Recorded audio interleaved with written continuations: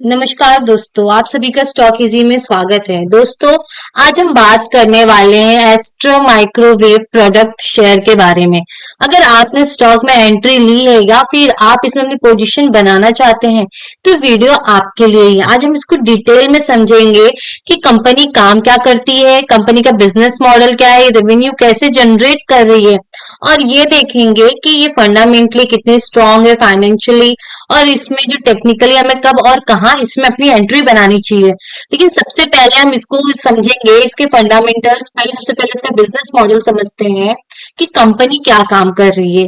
ये जो कंपनी है एक हाई टेक कंपनी है जो रेडियो और फ्रीक्वेंसी और माइक्रोवेव सिस्टम के कंपोनेंट्स बनाती है। और ये इनका जो मेनली प्रोडक्ट्स होते हैं जैसे डिफेंस से radar, electronic warfare, space, telecoms, ये सारे प्रोडक्ट्स से बनाती। बेसिकली ये एक डीप टेक डिफेंस और स्पेस प्ले है ये कंपनी। अगर हम इसके रेवेन्यू के बारे में बात करें कि कंपनी रेवेन्यू कहाँ कहाँ से जनरेट कर रही है, जैसे कि आप देख रहे हैं डिफेंस में इसका 65% है। तो जो रेवेन्यू आता है उसमें से 65% डिफेंस से है, 21% एक्सपोर्ट से होता है, और 12% स्पेस से, और 2% इनका other income, other other side से आता है। कंपनी अब डोमेस्टिक डिफेंस ऑर्डर पर ज्यादा डिपेंड हो रही है। एक्सपोर्ट कम हुए हैं लेकिन रिस्क हो सकता है, बट डोमेस्टिक मार्जिन यहाँ पर इनके हाई है। अगर हम इनकी बात करें ऑर्डर बुक्स के बारे में, कंपनी का ऑर्डर बुक क्या बोल रहा है, तो करंट इनका ऑर्डर बुक 2100 करोड़ का है। फाइनेंशियल ईयर में ये 1551 करोड़ का था। मतलब स्ट्रॉन्ग विजिबिलिटी है फ्यूचर रेवेन्यू की। ऑर्डर बुक यहाँ पे 2x ऑफ रेवेन्यू यहाँ पे दिख रहा है। और इनका जो ऑर्डर बुक है वो डिफेंस यानी पब्लिक के साइड से 78% इनका डिफेंस साइड से, और एक्सपोर्ट से जो इनका ऑर्डर है वो 12% है। अगर हम इसको देखें तो ये गवर्नमेंट डिपेंडेंसी यहाँ पे इनके ऊपर बढ़ गई, मतलब गवर्नमेंट के ऊपर ज्यादा यहाँ पे डिपेंड होते हुए दिख रहे हैं। अगर हम यहाँ पे इनके कैपेक्स के बारे में बात करें या फिर मैन्युफैक्चरिंग के बारे में बात करें, इनकी कैपेबिलिटीज के बारे में, तो जो इनके 5 प्लांट हैदराबाद में है, और ये कैपेक्स अप्रॉक्स 75 करोड़ का कर रहे हैं इनका इंटरनल अक्रूवल से। और कंपनी कैपेसिटी यहाँ पे एक्सपांड कर रही है फ्यूचर में डिमांड के लिए। तो कंपनी को ऐसा लग रहा है कि फ्यूचर में डिमांड आएगा, उसके लिए यहाँ पे ये कैपेक्स कर रही है। यहाँ पे एक चीज इनकी काफी ज्यादा हाई है रिसर्च एंड डेवलपमेंट में, जिनका स्ट्रेंथ है यहाँ पे इनका बिग मोड जैसा दिख रहा है। 37% work force research and development में, यानी कि बहुत ज्यादा ये हाई है। 38 करोड़ ये स्पेंड किया था इन्होंने 2024 में। ये कंपनी का कोर स्ट्रेंथ है ये, जैसे कि अगर आप देखेंगे तो ये कंपनी अपना ज्यादातर रिसर्च 37% ये रिसर्च में अपने रेवेन्यू का डाल रही है। इंडिया में बहुत कम प्राइवेट प्लेयर्स ऐसे हैं जो यहाँ पे ये टेक बना पाते हैं। इनका यहाँ पे इंटीरियर जो एंट्री बैरियर्स है काफी ज्यादा यहाँ पे हाई है। अगर हम यहाँ पे बात करें इनके यहाँ पे डेट के बारे में, तो कंपनी के पास डेट कंसर्न आपको देखने को मिलेगा। और सबसे बड़ी बात अगर आप यहाँ पे देखेंगे तो यहाँ पे प्रमोटर्स की होल्डिंग है जो कि काफी ज्यादा यहाँ पे कम है। इसके बारे में हम आगे बात करेंगे। यहाँ कंपनी ने ना कुछ गाइडेंस दे रखा हुआ है, जैसे कि इन्होंने पहले बोला था 2025 में ये अप्रोक्स 1000 करोड़ के आसपास इनका रेवेन्यू होगा, लेकिन लॉन्ग टर्म में कंपनी का कहना है अप्रोक्स 5 to 6 ईयर में कंपनी 2000 करोड़ अपना जो रेवेन्यू है बना लेगी। अगर आप यहाँ पे देखें इस समय प्रॉफिट एंड लॉस में जाएंगे तो कंपनी का 2025 में 1051 करोड़ का इन्होंने रेवेन्यू जनरेट किया था। और कंपनी बोल रही है खुद से कि 5-6 साल में हम इसको 2000 करोड़ कर देंगे। ठीक है, सबसे पहले हम यहाँ पे इसका मार्केट कैपिटल देखते हैं, वो है 9713 करोड़ का। और इनका करंट प्राइस इस समय 1000 चल रहा है। अब यहाँ पे अगर आप देखेंगे तो कंपनी का जो डेट है वो 278 करोड़ का है। आप देखेंगे तो मार्केट कैपिटल के कंपेयर में इनका डेट यहाँ पे इतना ज्यादा नहीं है।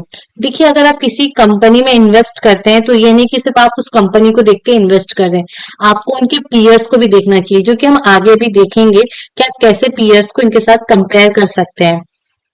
यहाँ पे इनके प्रॉफिट एंड लॉस में चलते स्टेटमेंट में, जो कि यहाँ पे दिख रहा है कि काफी स्लो ग्रोथ है इनके रेवेन्यू में, जो कि आप यहाँ पे साफ साफ देख सकते हैं 1051 करोड़ का दिख रहा है।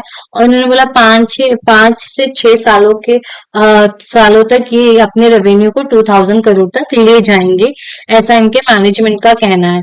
ठीक है, अगर हम नीचे आएंगे थोड़ा तो यहाँ पे आपको बोरोइंग्स दिखेगी कि सितंबर 2025 में इनकी बोरोइंग 278 करोड़ की है। अगर इनका फिक्स असेट देखेंगे तो 227 करोड़ का यहाँ पे इनके पास फिक्स असेट है। यहाँ पे अगर आप एक चीज देखिए आपको समझ में आएगा, जैसे कि ट्रेड रिसीवेबल।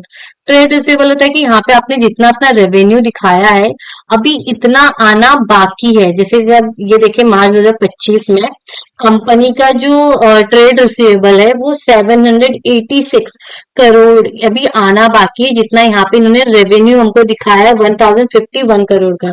अगर आप देखेंगे तो ये अप्रोक्स 70% के आसपास है, मतलब ये अपने रेवेन्यू का 70% अभी इतना अमाउंट इनके पास नहीं आया है।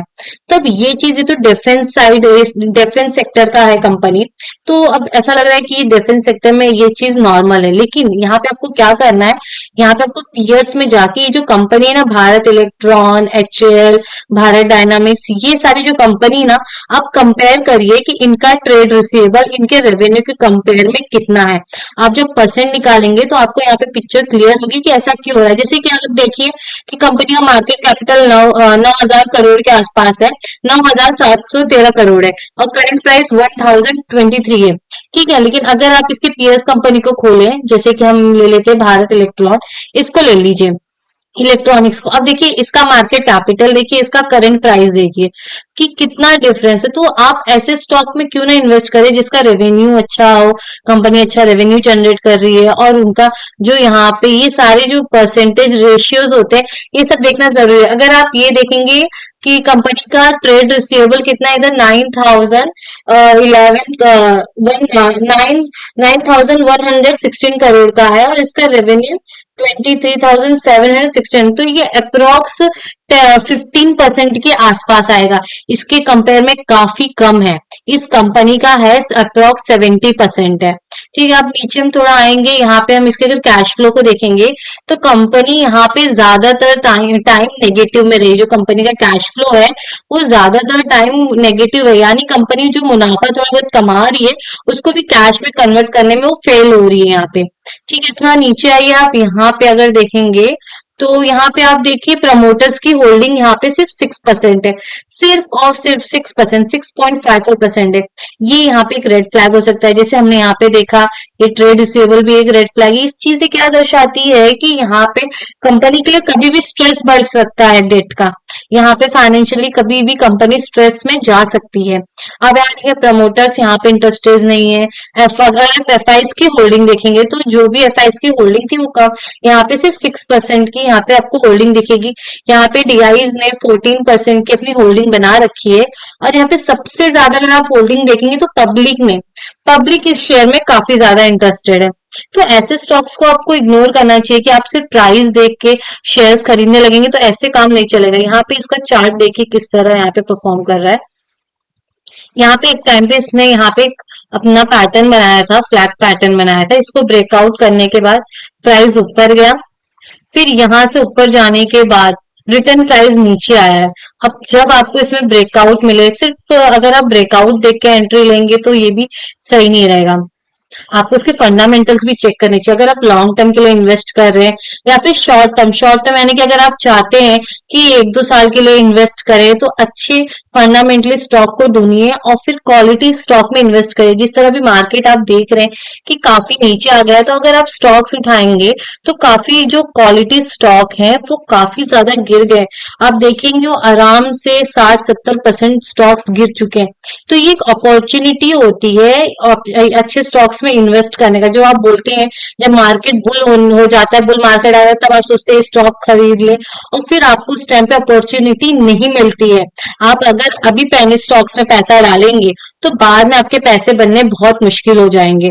अब देखिए इसका अगर आप देख लेंगे, आप देखिए कितना ही कम रेवेन्यू जनरेट कर रहा है ये अपने और स्टॉक के अपने जो पीएस कंपनी उनके कंपेयर में। अगर हम एचएल को भी देखेंगे यहाँ पे, अगर आप एचएल को यहाँ पे देखो तो अगर यहाँ इसके रेवेन्यू को देखिए, यहाँ पे काफी ज्यादा इसका रेवेन्यू, अगर हम इसके ट्रेड रिसीवेबल को भी यहाँ देखेंगे तो वो भी काफी कम है। मुझे लगता है ये, अगर मैं इसको कैलकुलेट करती हूँ, आप 2 मिनट रुकिए, मैं आपको बताती हूँ कितना हो सकता है।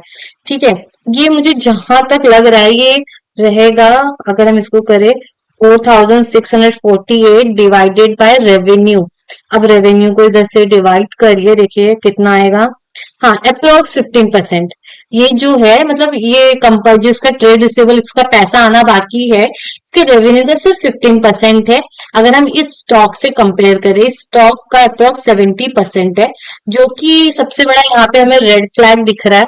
ये कंपनी का हो सकता है कि अंदर अंदर क्या चल रहा हो, क्यों प्रमोटर्स यहाँ से एग्जिट करते जा रहे हैं, और यहाँ पे पब्लिक इंटरेस्टेड है। पब्लिक हमेशा ही ऐसे स्टॉक्स में ही फंस जाती है। तो कभी भी इन्वेस्ट करने से पहले आप कंपनी को पूरी तरह से समझिए कि कंपनी का बिजनेस मॉडल क्या है, कंपनी इस समय क्या कर रही है, उनके मैनेजमेंट क्या काम कर रहे हैं इस समय, वो कंपनी को और आगे ले जाने की उनकी यहाँ पे क्या स्ट्रैटेजी है, वो सारी चीजें आपको यहाँ पे मिल जाएगी कॉन कॉल में, कि कंपनी जो बोल रही है क्या वो चीजें वो यहाँ पे फॉलो कर रही है।